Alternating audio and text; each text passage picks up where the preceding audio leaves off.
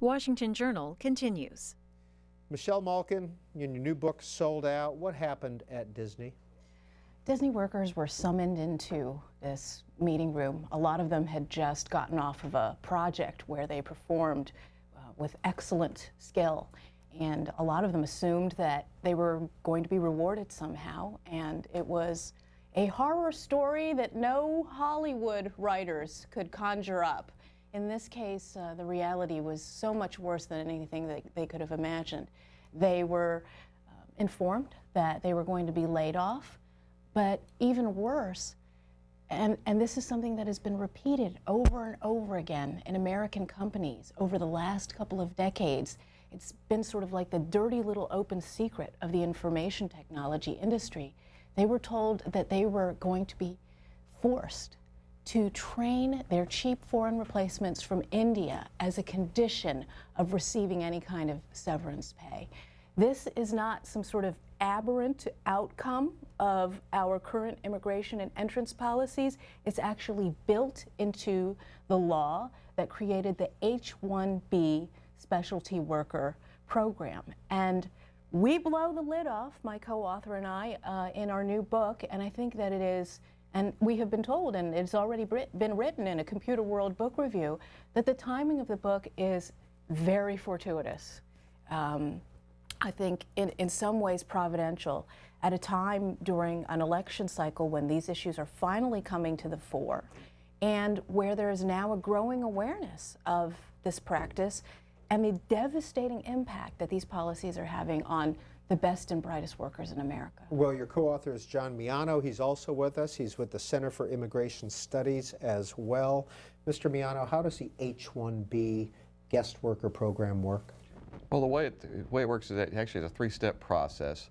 First, the employer has to make out a labor condition application in which they certify they're going to be paying the so-called prevailing wage, and that they're not going to be violating certain rules. Unfortunately, this step is just a paper shuffling exercise, because once it's submitted, the Department of Labor is required to approve all these labor condition applications as long as the form is filled out correctly. Then, when that's approved, and you can pretty much guess it will be automatically approved, they submit the actual visa petition to USCIS, and if they approve it, then they go to the State Department to get the actual visa. And how many workers are coming into the United States, and where are they going? About 120 to 130,000 are coming a year. I thought this was capped at about 65,000. Yeah, well, that's the little mistake, is that they don't count all the visas in that cap. So there's a base cap of 65,000.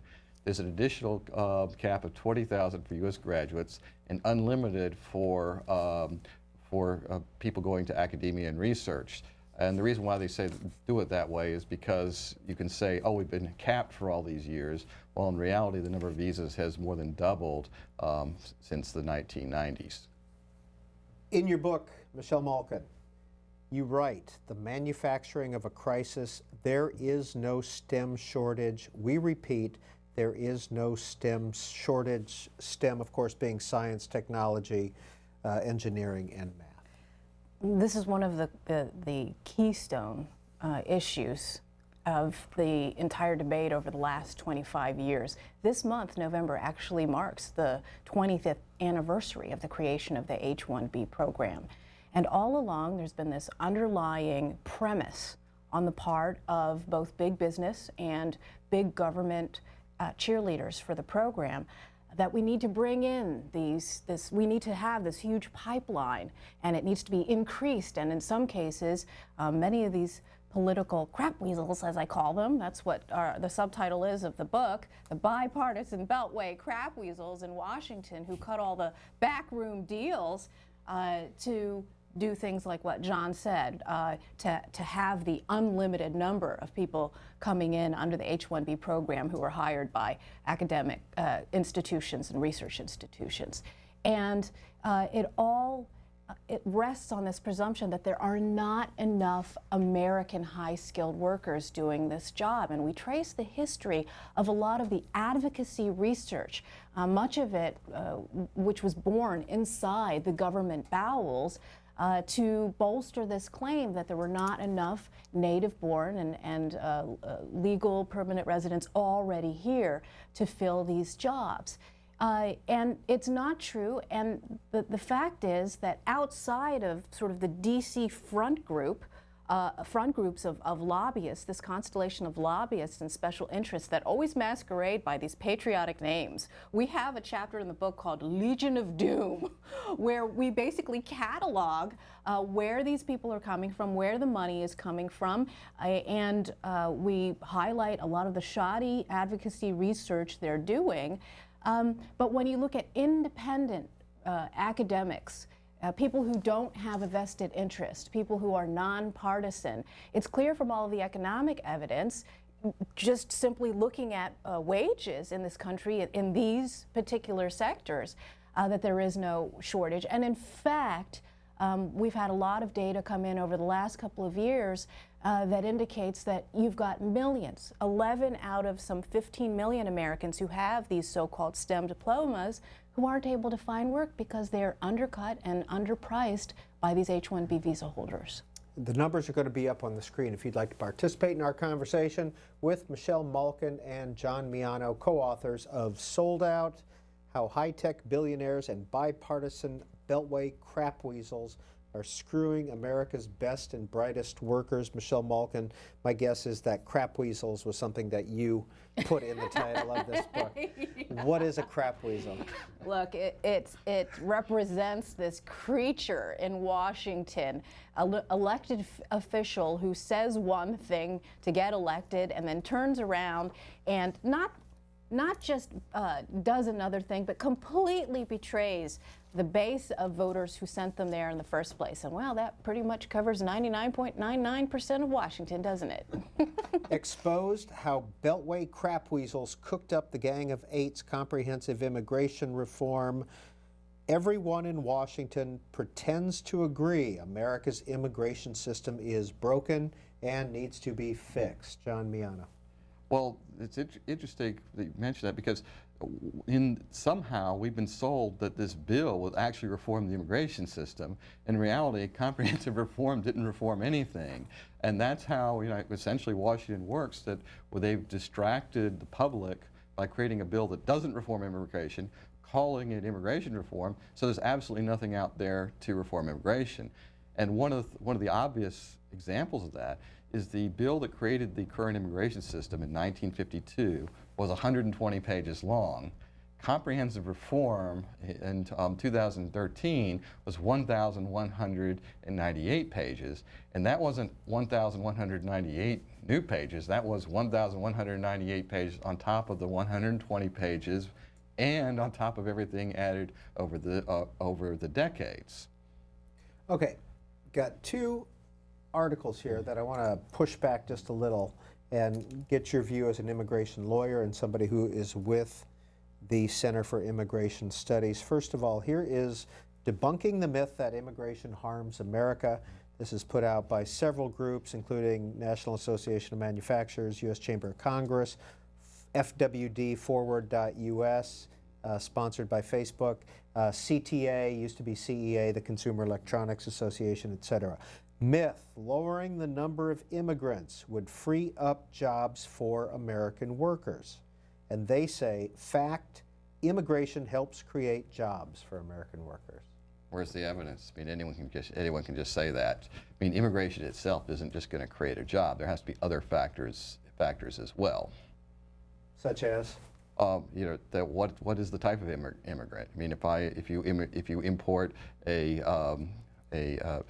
someone who's a panhandler as an immigrant, let's go at one end, that person's not going to create a job. So there have to be certain, you have to qualify it more than immigrant creates jobs, and that's how they express it. And the other thing too that I think is important in the book, really one of my core missions as a journalist over the last 25 years is to help people synthesize information. And the synergy that John and I had in writing this book came from my journalism background and being able to tell stories, and John's with his analytical skills and of course the depth of knowledge that he has about how all of the immigration so-called reform sausage making has occurred in this town. And part of that entire kabuki theater involves these advocacy groups that pose as neutral number crunchers. And so we have what I think is a very important and enlightening section on one of these very prominent groups. It's the National Partnership for a New Economy, and in conjunction with not just, you know, from my perspective as a conservative journalist, people on the left, but people on the so-called right, big business interests, conservative think tanks.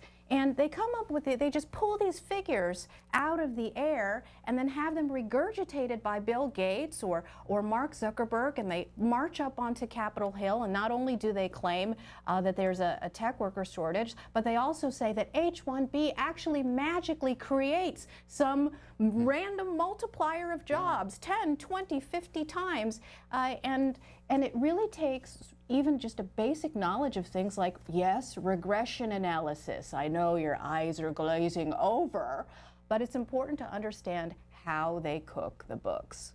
Some of these groups' names include Compete America, Council for Global Immigration, Information Technology Industry Council, and things like that. But then on the left-ish side of the spectrum is the American Immigration Council, and they say before the employer can file a petition with the U.S. Citizen and Immigration Service, the employer must attest that employment of the H-1B worker will not adversely affect the wages and working conditions of similarly employed U.S. workers. Actually, they're quoting from a different statute, not one that doesn't apply to H-1B.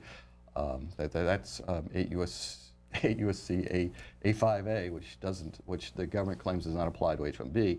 And in fact, as I said, when they make those attestations, the Department of Labor is required to approve them as long as the form is filled out correctly.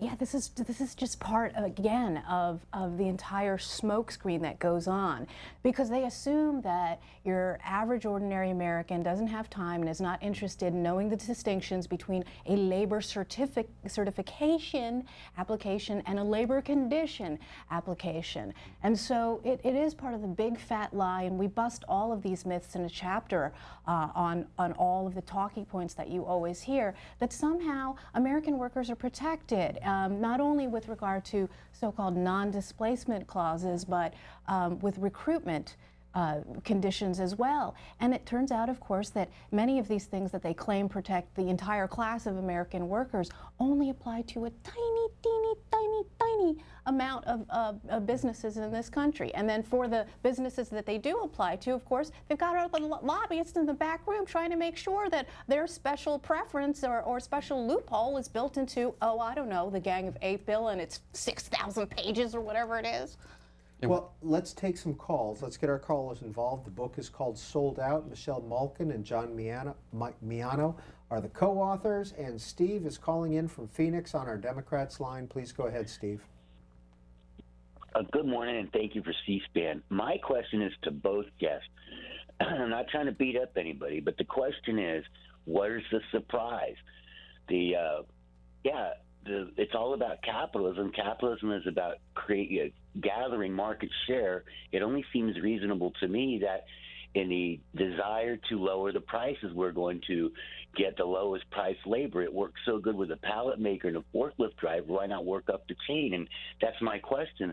That what's the problem at work down below? Why not up above? John, Well, what I'd say is you see that it's coming, that the big business is coming at the American worker from all sides. That we've seen it as you're describing at the low wage, and most of the public debate is on the low wage. Low wage immigration. Should we have some sort of amnesty for illegal aliens? But the problem of Americans in tech industries being fired and replaced by foreign workers really hasn't hit the news until recently. And the other thing I would add too is that this comes up a lot because, of course, there are a lot of fissures on the right side of the aisle between libertarians who join with sort of open borders folks on the left, and this is all in the headlines of the papers today about where does the GOP stand. I think our feeling about the H-1B program and all of these foreign guest worker programs is this is not capitalism. This is cronyism. This is American businesses, the creme de la creme in Silicon Valley, using the power of government to rig the game. And in fact, in an appendix in the book, we reprint the emails between Google and Apple fixing wages. They want to fix wages, and they want to fix their pipeline for this cheap foreign labor supply that's undercutting Americans. Well, in fact, this headline came from this morning's USA Today. More temp workers might come to U.S. Congress is considering legislation to allow U.S. employers to bring in thousands more unskilled foreign workers for seasonal jobs that last as long as 10 months at a time. I know that's not what your book is about. It's about the H-1B program that everybody seems to support. But what about the issue of unskilled workers, bringing in more? Well, I mean, again, they're facing the same problem as the tech workers are. I mean, the reality is not everybody in the United States, really has the skill to become a computer programmer, and so there are going to be people who are going to be in America who are going to be doing labor, manual labor type jobs. And if we're going to do anything about poverty, we have to improve the conditions for them. And in theory, the free market should allow that to happen. But Congress isn't allowing the free market to work by bringing in more foreign labor.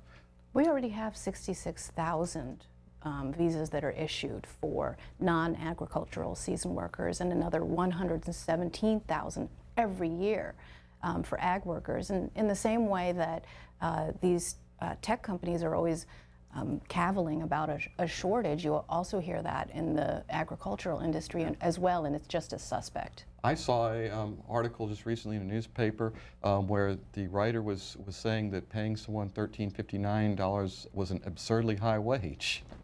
The person could barely make it by on that, and that was for agriculture work. Carrie is in Canton, North Carolina, Republican line. Carrie, where is Canton? Is that in the Raleigh-Durham area? No, that's right beside Asheville, Biltmore House area. Yes, sir. Western North Carolina. Okay. Up in the mountains. Okay. Go ahead. Michelle, my best friend would be so jealous that if he could just even know that I get to talk to you this morning. Oh, well, good morning. Being that said, I've got pros and cons on both sides of this. Sure. I can listen to the Democratic Party and some of the Latino groups, and they say, well, we're pretty much trying to blackmail the country into accepting amnesty. But on the other hand, I can see a man from San Salvador having to walk 2,000 miles across a desert because he knows once he gets to this country, he's got a job. When he looks at our inner cities and sees that most of the population of our inner cities won't walk across the street to get a job, I can see why he wants to come. I'm torn both ways. I grew up working tobacco, tomatoes, beans on the farm. That's how I worked my way up to get a skilled trade job. I'm a transmission mechanic. 15 years ago, I went to a seminar which they said that the average age of a mechanic today is 46 years old. I can look at Mizzou and the universities out there today and see where our government has actually failed. Not only us, but our children. All right. Carrie, we're going to leave it there and get a response from Michelle Malkin. Yeah, there's a lot there. I think I would approach it in this way. And certainly as a child of legal immigrants to this country, I understand what he's saying about America as a beacon for people who want to come here and work hard. But we already have many processes in place to bring people here who have something to contribute, whatever part of the pay scale we're talking about. And the fact is that the number one problem in terms of immigration enforcement that this federal government faces is that they're completely overwhelmed. We go into great detail GAO reports and Inspector General reports in every single agency of the immigration enforcement bureaucracy. They're creaking. They can't even enforce these basic American worker protections in H-1B and B-1 and L-1 and the EB-5 program, which is selling green cards to the highest bidder.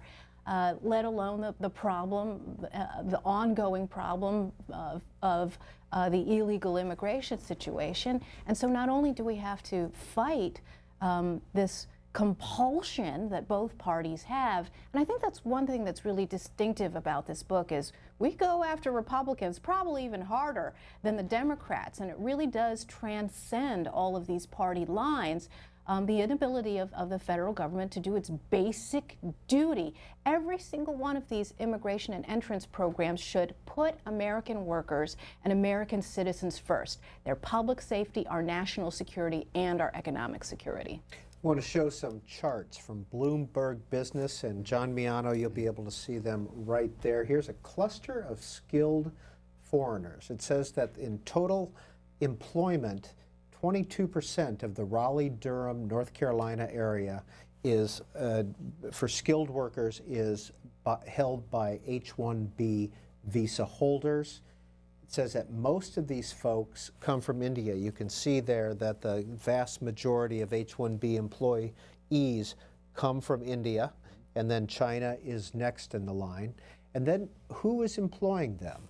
And these are some groups that, you know, at the top that maybe we haven't heard of. And it begins with Tata Consultancy Services Limited and Cognizant Tech Solutions US, the two biggest employers of these H-1B. And I want you to address that. We have, I think, one more chart. Nope, that's it. Yeah, we have one more chart. And this is the jobs that the H-1B visa holders are holding: systems analyst, programming, computer related, and then university education, electrical education. But Tata Consultancy, what is that?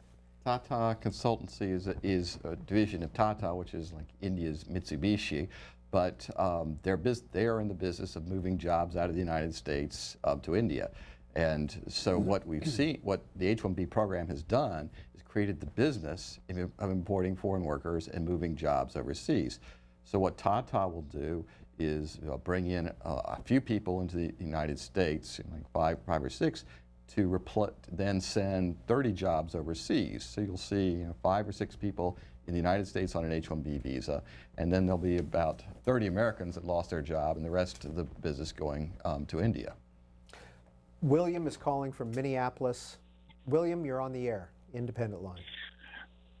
Thank you, Peter. I like you very much, but I think you really got to make an effort to get the more callers there. You know what? You are absolutely correct. Okay.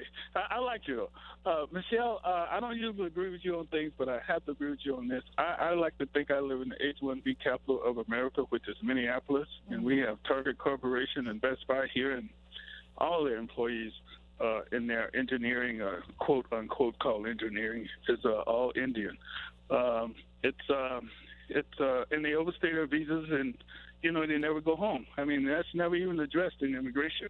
All they talk about is the Mexicans or Hispanics that's coming across the borders. But the true illegal immigrants are the people that come up here on H-1B visas and get these high tech jobs and high jobs in corporations like Best Buy and Target Corporation, who I don't think you guys are aware of. Oh, we're aware of them. Oh, yeah. Oh, yes. And they overstay their visas.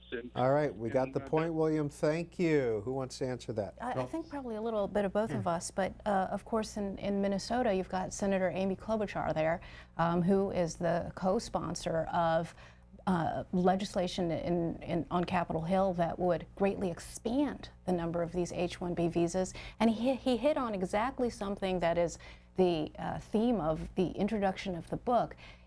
One of the things that we find has been a flaw in much of the reporting, and it has improved over the years, is that even the New York Times, which is playing catch-up on covering these issues, treats it as if this is something new.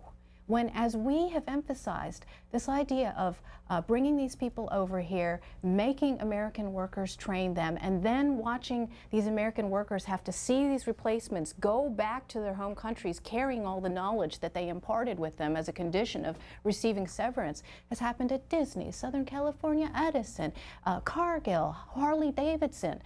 It is a massive horror story, and the fact that the caller disagrees with me on most things, but that we can come together on this, again, shows you just the very interesting fault lines here, and it's going to make a lot of people vulnerable. Hillary Clinton, we talked about Tata Consultancy, as a senator, brought Tata to Buffalo as part of this government deal. They said they were going to create American jobs. It created 10.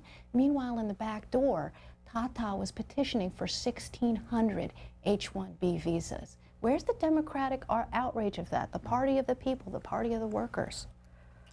From the New York Times, large companies game H-1B visa program and jobs leave the U.S. This is Julia Preston writing. She says that many of the visas are given out through a lottery, and a small number of giant global outsourcing companies has flooded the system with applications, significantly increasing their chances of success. John in Catawba, Virginia, Democrat, good morning. Good morning. Thank you for taking my call. I just want to say, Michelle, that I live in Virginia, and I work somewhere in South Riding area. And I am shocked at how many Indians are living in this area that bought houses and stuff like that. And it comes to me that we've seen a lot of young students graduating universities, working Sam's Club or Costco, and they can't get a job, and they got $80,000 loan on their backs. It really bothers me that when someone tells me that we don't have enough employees, we can train our young students another direction, and we can give that job that we're bringing overseas. Here's the thing: most of these companies, they care about the money. Instead of paying the Americans $80,000 or $90,000, they rather pay Indians for $40,000 so they can save $50,000 for their pocket. And most of all, I heard a lot of, I don't know if it's true or not, there's a lot of bribery going on and corruption about these visas. It's not only here, the people that they bring in, they're not qualified. They have to be trained all over again. And when these guys get into the system, guess what they're going to say? As they asking the management, can I bring my cousin? He's in India. It's amazing to me what's going on, our children. All right, John, we got the point. Yeah. Mr. Miano, the salary, is he right about the salary differential? Yes, he's correct. The H-1B program allows the employer to pay a prevailing wage. It's the 17th percentile of U.S. wages, where we'd say the 50th percentile is the median, is what we'd actually normally would call the prevailing wage. Although one thing I would like to say though, that he's focused on the Indian aspect of this, which is certainly a problem. But the problem with the H-1B program isn't in India. It's right over there on Capitol Hill with Americans who are largely European Americans, not Indians. And they're the problem, not the Indian companies. Is he right about corruption, or is it a gaming of the system? Well, it's not. It's not even a gaming of the system. This is the H-1B program is working exactly as it's designed to do. I mean, that's one of my issues. I'm glad to see the New York Times covering this issue, but I think, but my biggest objection to the New York Times coverage, other than it being new with this issue, is that it's portrayed as exceptional. This is exactly how Congress has set the system up and how it's working. The only thing that's not working as expected, as it's designed, is that the news media is starting to cover it now, and they haven't been doing it in the past. We are talking with the co-authors of Sold Out about the H-1B visa program, and David is in Chicago on our independent line. Hi, David. As an American tech worker, I want to thank you so much, John and Michelle, for writing this book. It's about time the word gets out. I'd like you to discuss how these trade deals have, as part of Mode 4 WTO, inveigled foreign guest workers, whether it's the immigration chapter in TPP or the TISA bill, or the fact that we're baked into 65,000 H-1Bs per year because of WTO. And secondly, discuss the 3 executive actions the Obama administration wants to do in terms of spouses of H-1B, work permits, the fast-track green cards, and the OPT, if you could do that, and the total number of H-1Bs. Okay, a lot of acronyms, David, and we'll get John Miano on it in just a second. What kind of tech work do you do? I do a data center network cloud with some nascent cybersecurity, so I'm very skilled, well-trained, and I'm making wages I was making 20 years ago because of the wage suppression, and wages have been flat for tech workers since about 2000. So we know there's no shortage, because if there was a shortage of STEM workers, wages would be going up. Certainly that's the argument for paying executives high compensation, because there's not enough talent. Well, if that were the case for tech workers, wages would be going up like they did in the 90s, but in fact they're not. So, all right, we got it. John Miano. Well, what I think David is raising is that H-1B is just the tip of the iceberg. That there are other ways that foreign labor is coming in this area of technical workers. But one of the issues he raised is trade deals, and that the inside lobbyists are using trade deals as a means to bring foreign labor in. That the U.S. is locked into giving at least 65,000 H-1B visas every year under the GATS treaty, and now under this new the Trans-Pacific Partnership, they're also trying to slip in more foreign labor. Then I'm just going through the list of David's list.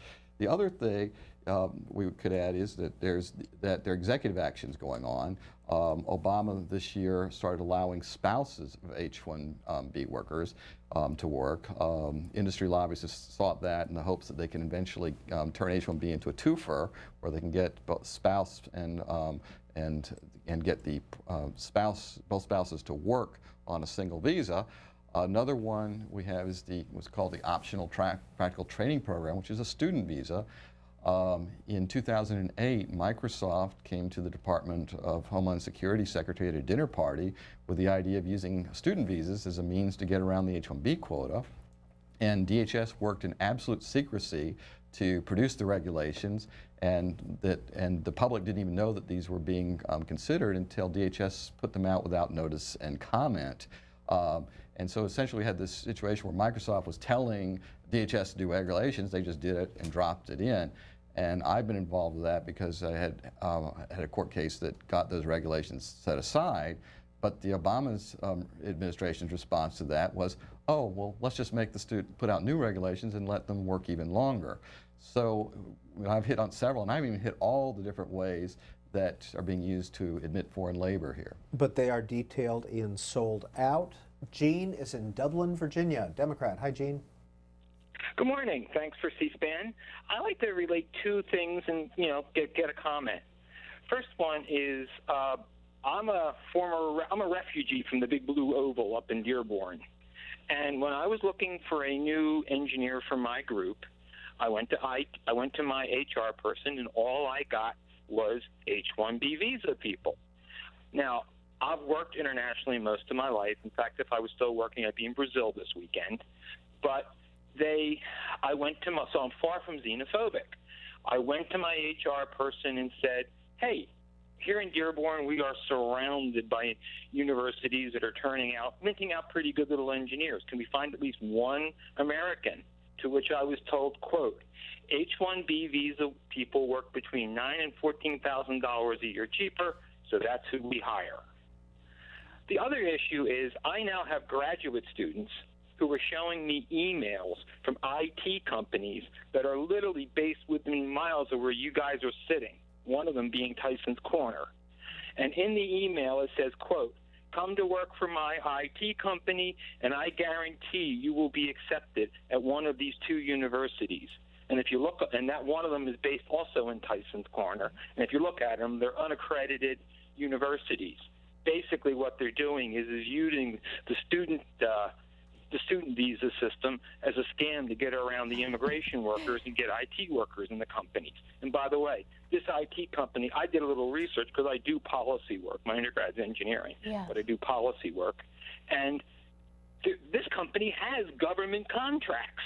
All right, Gene, we got the point. Tyson's Corner, of course, is here in the Washington suburbs, a high-tech area. Yes. We have an entire chapter in the book on how the F1 foreign student visa program has been exploited as another one of these alternative channels to bring in all of these cheap foreign students to work, and that's tied to the optional practical training program. And I think it's interesting again to note that these calls are coming from the Democratic line and the independent line and the Republican line, and we really think that we've struck a nerve here, because if all we can serve to do is amplify these voices of America's best and brightest who have seen, this is not news to them, but what this is really a wake-up call to the Beltway, to those crap weasels. I'll say it one more time on C-SPAN, to talk about this collusion. And I think that this is really one of the key issues that's a breakout issue for this presidential campaign cycle, because it's talking about how the donorist class has bought both parties. And the testimony on the ground from workers like this engineer shows two things.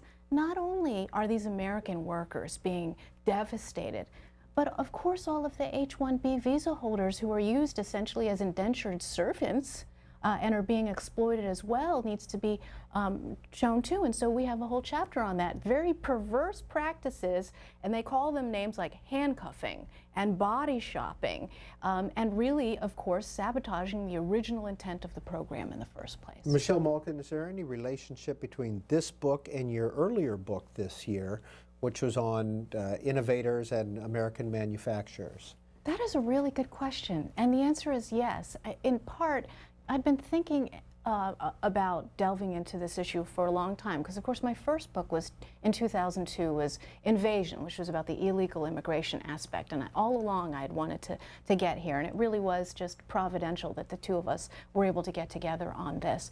But when I talked to Anthony Maglica, the head of Maglite Flashlight, and we talked about this back in May, he was such a fierce proponent of American companies hiring American workers. And this is an immigrant who came here for Croatia for the American dream. He refused to outsource. He knew that the best and brightest were right in Southern California. And really that just spurred me to tell the other side of the story. These two books, I think, are flip sides of the same coin. Jenny, Springfield, Virginia, here in the suburbs, independent line. Michelle Malkin, John Miano, co-authors, sold out. I'm really, really glad I have a chance to speak to both of you, and to the host. Please don't cut me off. We just went through an election cycle, and the polling, the phone calling from the different candidates, and one of the things that was really stressed about how our American students are so undereducated, and that we really need to compete with India and China. And I'm talking about the Democratic Party telling me how our students aren't really getting the math education early enough. Well, then they go ahead and say about they can't compete in the work environment because of their lack of education. And I happen to know, because I have children who actually are educated as engineers, and really the real world of what they go through. And what I saw was, they're saying that, we have to compete. And I'm like, what about the kids who are graduating from the top universities in the state of Virginia? Why don't you take your message about how undereducated these kids are as they graduate and go on to graduate school in degrees in engineering, in degrees in physics, and they can't get jobs. But yet you've got people who are being brought in. We have Senator All right, Warner. Jenny, we got a lot there on the table. Michelle Malkin, any response for her? That's as trenchant a commentary I've heard on this entire issue.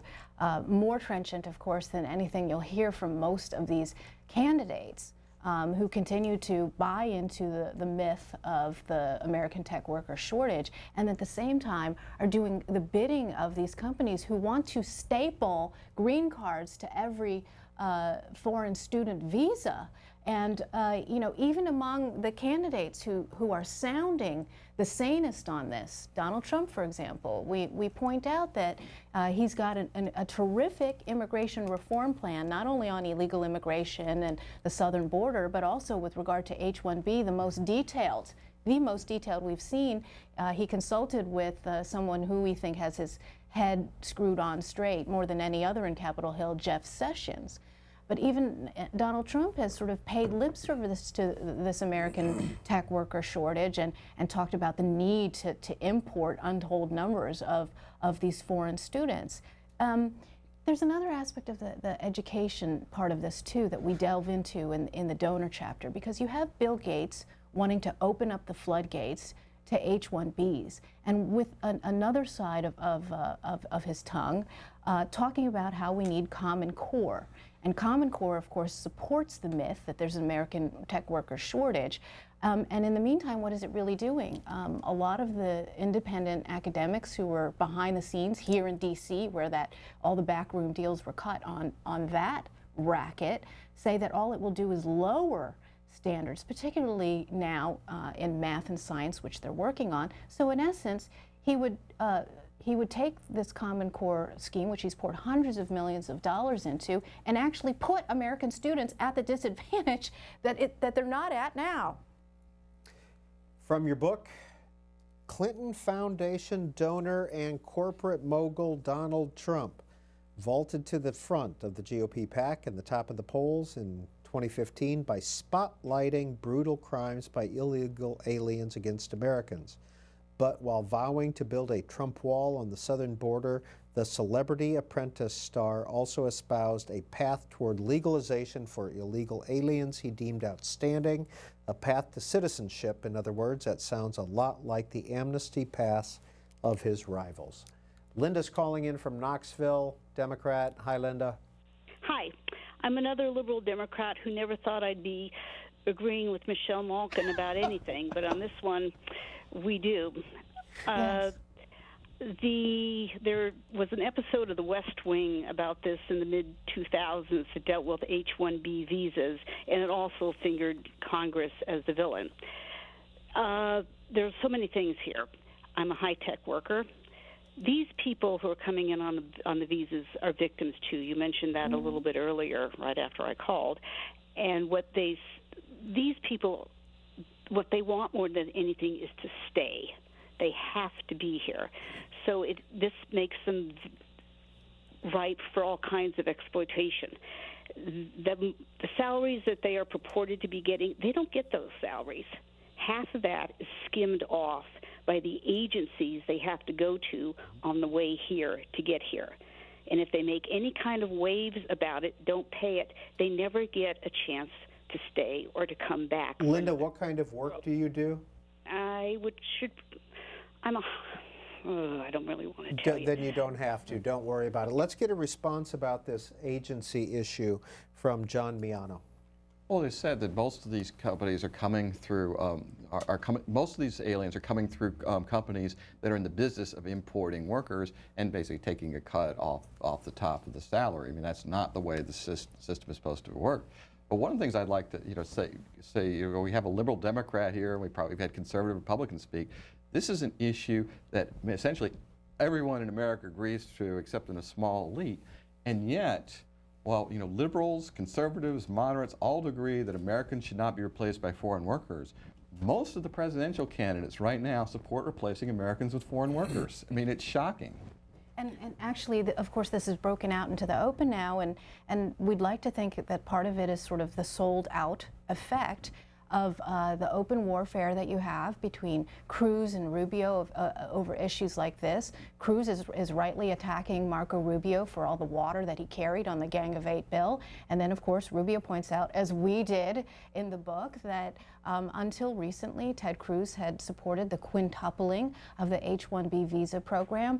I think our shared attitude about it is, if everybody gets to the right position, if every one of the GOP candidates, well, the Democrat candidates too, that's not going to happen, adopted Jeff Sessions' platform on reforming H-1B, if we could finally produce some kind of real results, not just fake, phony, so-called reform over true, comprehensive, pro-American immigration enforcement reform, then we'd be pretty happy with that. Jim at Fern Hollow tweets in, Michelle Malkin ragging on nasty, evil corporations, and the left still hates her? Gosh. And Jody says, Michelle Malkin, you have finally woken up. There are liberals saying the same thing. Union people, you know. Susan is also calling from Knoxville this morning on our independent line. Hi. Hi. Nice to talk to you. This is a real burning issue and has been for some time among tech people. And quite a few people in my family are in engineering, physics, so on, so I've known about it. But also, this is happening in healthcare, such as physical therapists, physical therapy assistants. There are pockets in Knoxville where all the hospitals, physical therapists, and the aides are all from the Philippines.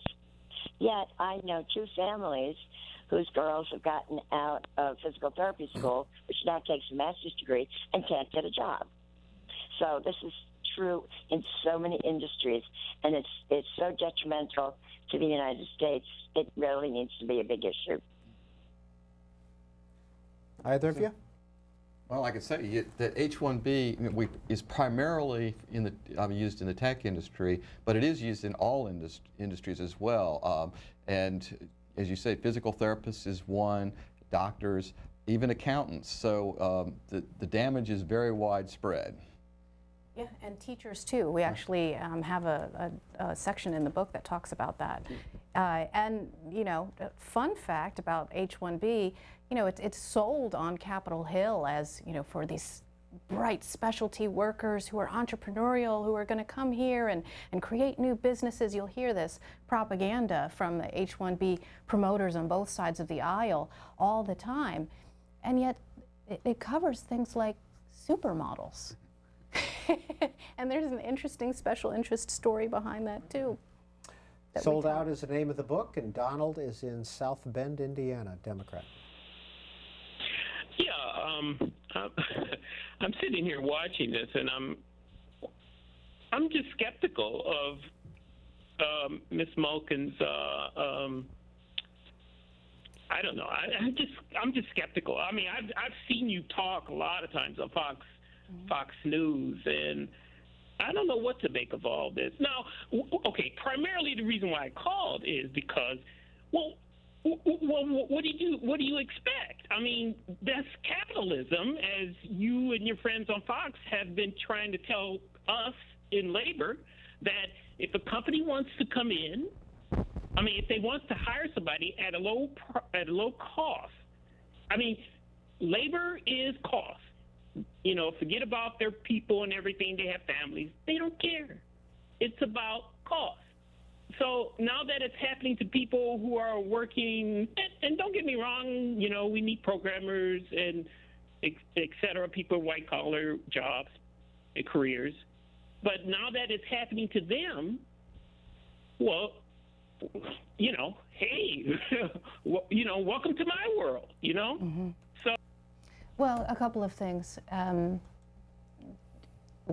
We challenge the leaders of the H-1B racket and the funders of it and the promoters of it across party lines. And I don't agree with everybody at Fox News about everything. And I know that Rupert Murdoch probably doesn't agree with what I'm saying, and yet I've gone on as many venues, and we've tried to reach out to as many people as possible. We already addressed the fact that this isn't any kind of capitalism in the form that I ever support, and I've long been an outspoken critic of the kind of crony deals that we see, not only with regard to H-1B, but whether it's green cronyism, the cronyism that was embedded in the health care bill. And I think that this is where there are shared interests among so many of the callers that we've already heard from. I understand he's skeptical.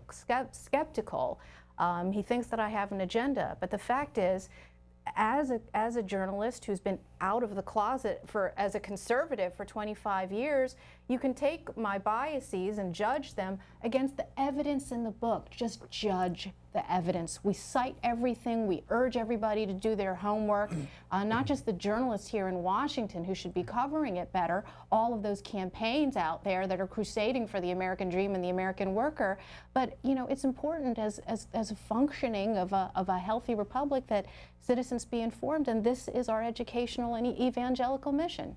John Miano, this tweet from I Love Politics, H-1B lies told by CEOs to Congress. U.S. workers are not available, not able to do the work, unwilling to take the jobs. And he's basically summed up the nonsense. So, one of the things that we haven't mentioned is I used to be a computer programmer. So I saw what these callers and what the tweeters saying firsthand. Is right now, if you were trying to find a computer programming job, it would be really tough. Why? Because they just simply aren't out there, and they're not being advertised. Every so often I go into dice.com to go look for computer jobs in my area. It's rare to find any. Occasionally it's one or two, and the only listings are through our agencies, who submit a resume and maybe we'll submit it to someone else. Very few real jobs that I can actually find. So if I were back as a computer programmer, it would be really tough. Dana, Chico, California, Republican. Hi, Dana.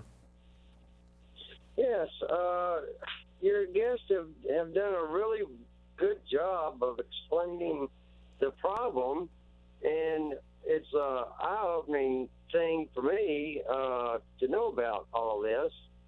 But my question is, what is the solution? Is the solution to force companies to raise wages so that they're forced to pay everybody those high wages? Would that cut down or help the problem? Or is the problem education? Or what's the problem? And what's the solution? Michelle Malkin. Well, before you fix a problem, you have to know just how bad it really is. And that was the purpose of the book, to really shake people and wake them up to the depths of the problem.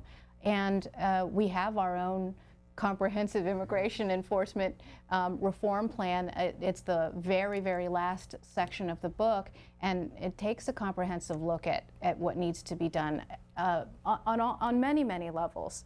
And I think the immediate thing that the next president should put a moratorium on all of these programs and reassess how exactly they're working, who's being hurt. Of course, it's hard to do anything with regard to the foreign guest worker rackets when you've got upwards of 30 million illegal aliens here, 40% of them who are visa overstayers, with the government having no way to track them down and make sure that people who should leave have already left.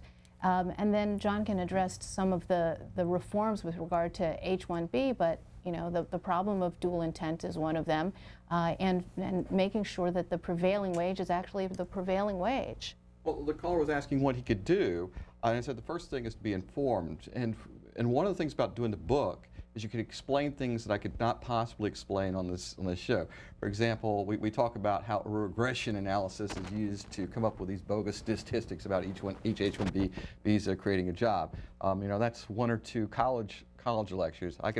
We could put that in the book and explain to you how these lobbyists get these numbers.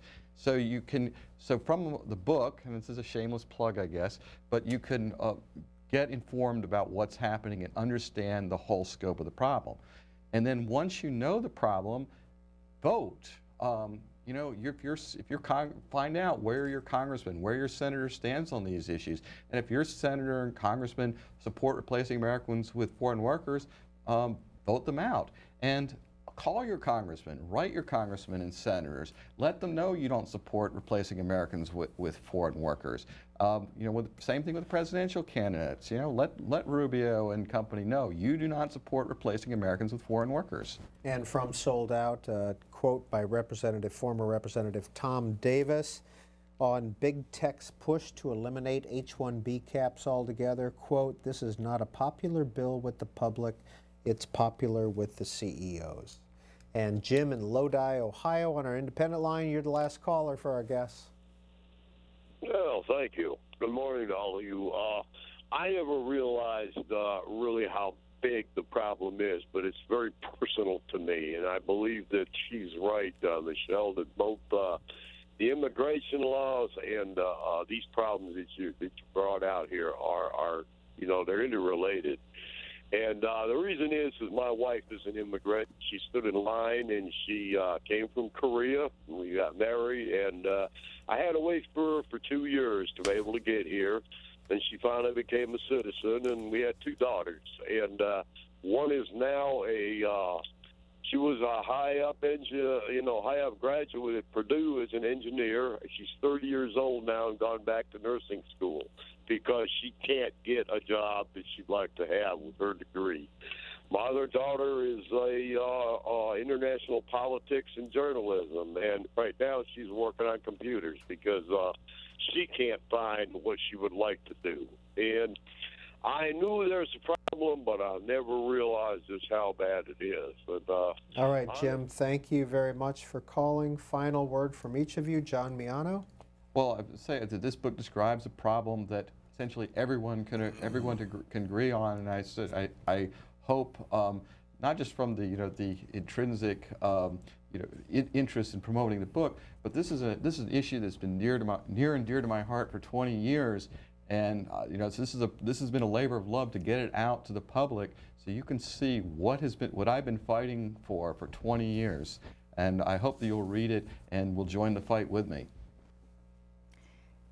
This seems to me like a kumbaya moment on C-SPAN to have had so many folks call in, across party lines, who understand just how daunting this problem is. And I really want to underscore what John said about translating this into votes. I mean, that's where the power is here. And we tell the story of Dave Bratt here in Virginia, who was able to topple Eric Cantor, and all of the money, much of it coming from big tech propagandists who wanted H-1B and the Gang of Eight bill. It's extraordinary. We see that as a sign of hope, that it can be done, that the people's voice, the workers' voice can be heard. And just to address the caller as the last thing, I think it just underscores another thing that's so important, particularly to me, and that is the idea that so many of us can unite behind this message that pro-American is not anti-immigrant. And finally, this tweet from KQ at Michelle Malkin. Thank you so much. You transformed this Democrat midsummer about garage inventors, your earlier book. No, hashtag H1B, hashtag American Lives Matter. Thanks for being on the program. Thanks for having us. Yeah.